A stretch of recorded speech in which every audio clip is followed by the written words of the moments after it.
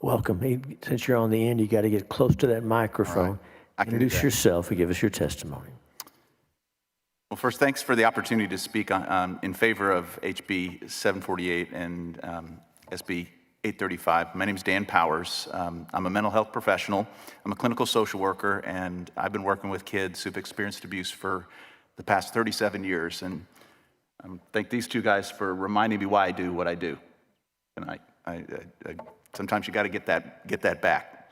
For the past 25 years, I've worked at the Children's Advocacy Center of Collin County. I've overseen our clinical programs. I'm privileged to help kids heal, where children can receive services for the rest of their life. I'm honored that our CAC is in Senator Paxton's district. I'm also honored to live in Carrollton, in Senator Parker's district. Sexual abuse is about power and control. The secrecy and coercion to keep the secret allows sex offenders to continue to victimize children. And you've heard today, long after the actual physical act of abuse.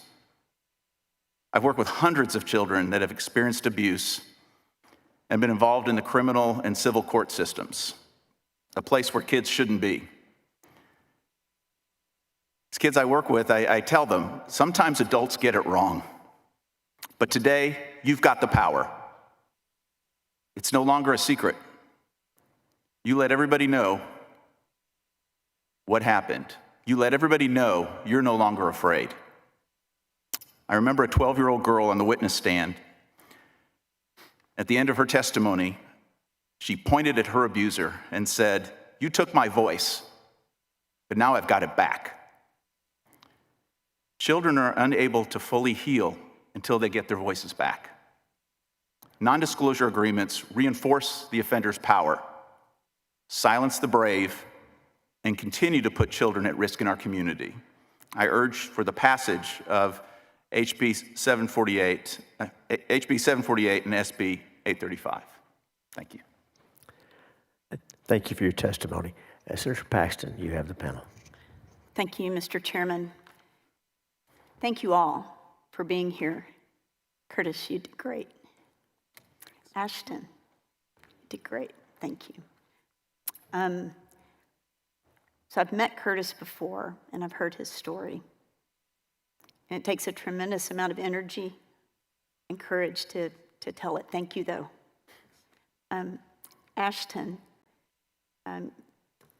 captain in the U.S. Air Force. I shared with Ashton earlier, my daughter was a captain in the U.S. Air Force when she severed, and thank you for your service. So I just want everyone to know that God is at work. You listen to Ashton's story, and you know, Ashton, so many people who go through these things, especially when it has an aspect of spiritual abuse, which yours did, it so distorts their view of God. And one of the most beautiful things I see in your testimony is your healthy view of God. And I'm so thankful for that. God has done that, but you've been very brave to pursue the healing. Ashton is here in Austin today because he was already coming to his brother's graduation at UT. He came from Japan, but it just so happens that this hearing is today. And so I think God worked really hard to get you here so we could hear your story. Thank you. Thank you, ma'am. Christina and Dan, thank you. So Dan, you have worked with children. Yes. And you have also worked with sex offenders. Yeah, I'm also a licensed sex offender treatment provider. I've worked with adolescent offenders. I've chosen in my career not to work with adult offenders. You mentioned that NDAs promote secrecy and coercion. Yes. Why do you use the word coercion? I think we understand the secrecy, but why do you use the word coercion? Because it's another form of power, and it's coercive. It's scary.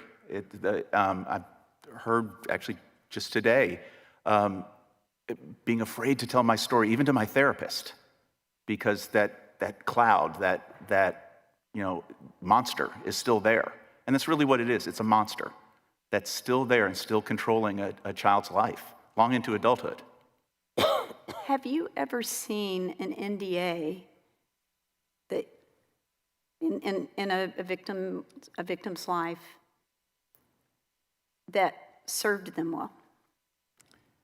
No, I have not. Prior to being at the Children's Advocacy Center, I had a counseling practice for 10 years, and I worked with kids that were involved in the Boy Scouts, were involved with the Catholic Church. And no, I've never seen that be a benefit. I understand the point that was made is that sometimes they for themselves, but that's not what we're talking about today. We're talking about right? We're talking about the perpetrator, the organization that allowed that perpetrator to do what they did to have control, not the child, not the adult. One of the things that we heard in some of the testimony this morning, and I think with Curtis and Ashton as well, is that that the NDA also creates isolation for the victim. Could you talk a little bit about that, and why would that be important to someone that's initiating the NDA? Well, I think, again, it goes back to control, but I think for that child, the abuse is always going to be part of their life. It's part of who they are. And it doesn't have to control their life, but it's going to be who they are. And to ask a child, ask an adult to say, you know what, just take that part and put it aside and don't talk about it, continues the shame, continues the, it's very common for kids especially to feel like the abuse was their fault. And I think this reinforces that. You can't talk about it. And it's continuing that victimization. When you work with children who have been abused and have made an outcry, or in your private practice as well, yes, just any victims that have dealt with this, how common is it for a perpetrator to tell their victim, you can't tell anyone? Oh, absolutely. For a sex offender to commit what they do and continue to do it, they've got to keep that child silent. They may say it verbally, they may imply it, they may do it with force, they may do it with a gun. There's a lot of ways that they tell a child to be quiet. But if a child speaks, the sex offender is going to be held responsible. They're going to go to jail. Here in Texas, they're going to go to prison for a long time. They know that. So it is very important during their grooming process to identify a child that they can silence. That they work hard. They do it through threats. They do it through coercion. They sometimes do it through favors, making a child feel extra special. And that relationship will stop if you tell the story. They're amazingly skilled at manipulating a child and manipulating everyone around that child to get what they want. Can you think of a good reason for a person to tell a child, you can never tell? There is no reason. And I raised two sons, and we always talked about there are no secrets here. There's surprises, but we're not going to have a secret. And if there's ever something you can't tell me, we identified other people in their life that they could tell something to, so that would get out, and they wouldn't have to hold that secret. Jennifer, you testified that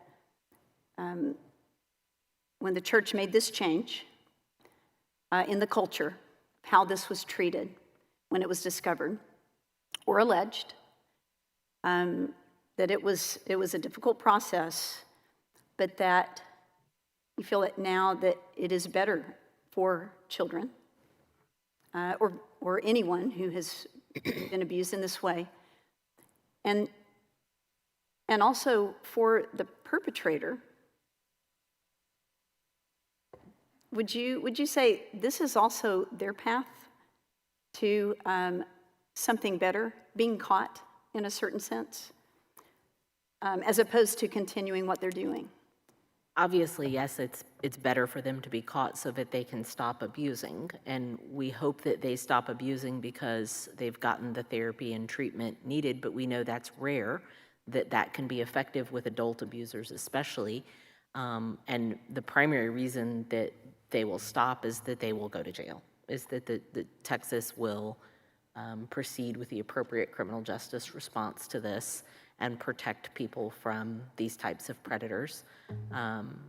And so, yes, I mean, I think in terms of the impact that you see of the reform within the church, I think just the publication of the name shows the impact of our reform, because if you look at the chart at the level of abuse in the 60s, 70s, 80s, 90s, and then the number of names that are on that list for abuse that occurred after the Dallas Charter was signed is significantly less. It's something like, 18 names after the charter was signed, and 200 something before. And that our publication goes from 1950, I believe. I think one diocese went 1940 because their diocese was established in 1940 and they wanted to go back to the very beginning. It was a 70-year publication, and there were a number of victims who came forward because their perpetrator was on the list. And, we think it produced a great value for change. And the church overall is in a better place. Absolutely. I believe Ashton's father this morning testified that that Kanakuk's approach was, we're going to reform this guy. And so they did not hold him accountable, but gave the indication that they were going to do the work to help him get better. And I wonder if in your work, Dan, if you could kind of speak to how that typically goes. Well, the bottom line, an offender has to get caught to get treatment. I mean, you're right on. And we don't have a bunch of sex offenders saying, hey, can I get treatment, please? Holding up their hand, because there's, obviously some big consequences for them. But getting the secret out does a couple things for the offender. One is it allows them to get treatment, and they often don't want it at first for obvious reasons. But allowing the secret to continue is not beneficial for a sex offender's treatment either. It allows that secret to stay, and what we call a cognitive distortion, that it was okay. And what a cognitive distortion is they're just creating their own reality. And what I feel a non-disclosure agreement allows that offender to do, it just reinforces that disclosure that they're really not at fault. Because if they were at fault, everybody would talk about it and we'd make it public. It's secret, so I can keep that secret. So I believe it would reinforce that, which makes them more dangerous in society. It was reported that by one of the prosecuting attorneys in the Kanakuk case, I believe, that they believe there were hundreds of victims. And these victims didn't really know about each other, which is another part of the secrecy, right? And in NDA, keeping that secret keeps the big secret better when victims don't know about each other. It did not help the perpetrator at Kanakuk, and it doesn't typically help. What does help is holding people accountable by breaking the silence about what's going on. Thank you. Thank you all for being here, and I appreciate your testimony. Thank you, Senator Paxton. Senator Parker, you're recognized. Thank you, Mr. Chairman. Well, first of all, I want Curtis and Ashton to know that you guys are incredible role models and how proud we are, all of us here in Texas Government are of you and coming forward.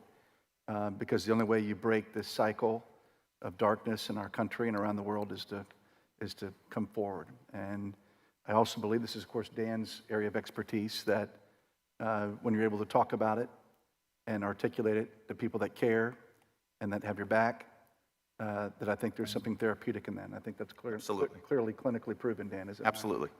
And so just want you to know how proud we are of both of you and what you've done, and all the victims that have ever occurred in this state.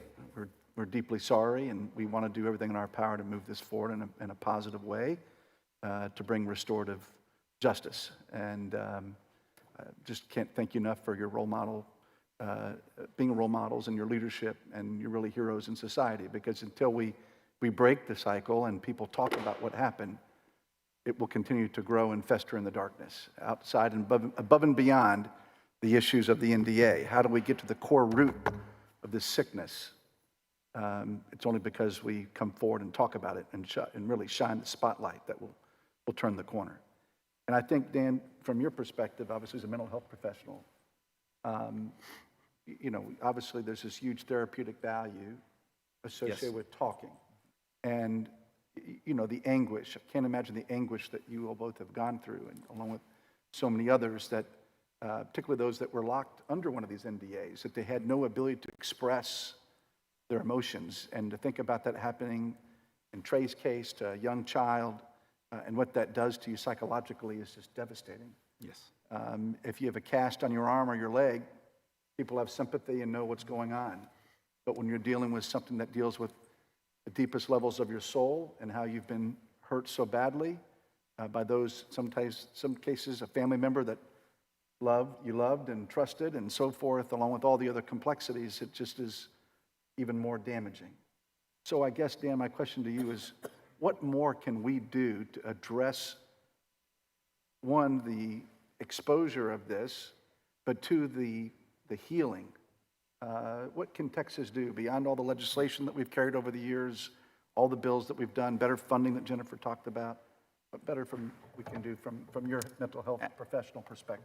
Absolutely. And Senator, I'll just reiterate, when I talk about abuse, it affects a child's soul.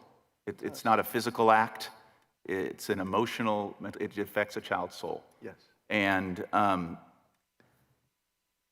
internalizing it is part of that process of fear. And what the perpetrator has done is you got to keep it inside because you're afraid to get it out because they've created an environment of shame. The predator programmed that. Absolutely. So an important part, what you're talking about is that externalizing, exactly what these guys are, that's a term we use, is getting it out. And it allows the people who love you the most to protect you, to help you heal, to hold you up. And it's huge. Your question is, what can Texas do? Support mental health programs for kids, especially kids who've been abused. You've done a wonderful job in doing that through children's advocacy centers. Unfortunately, I have job security for the rest of my career. We have, as Christina said earlier, we have 1 out of 6 kids, and we're seeing those kids, and those kids need our help.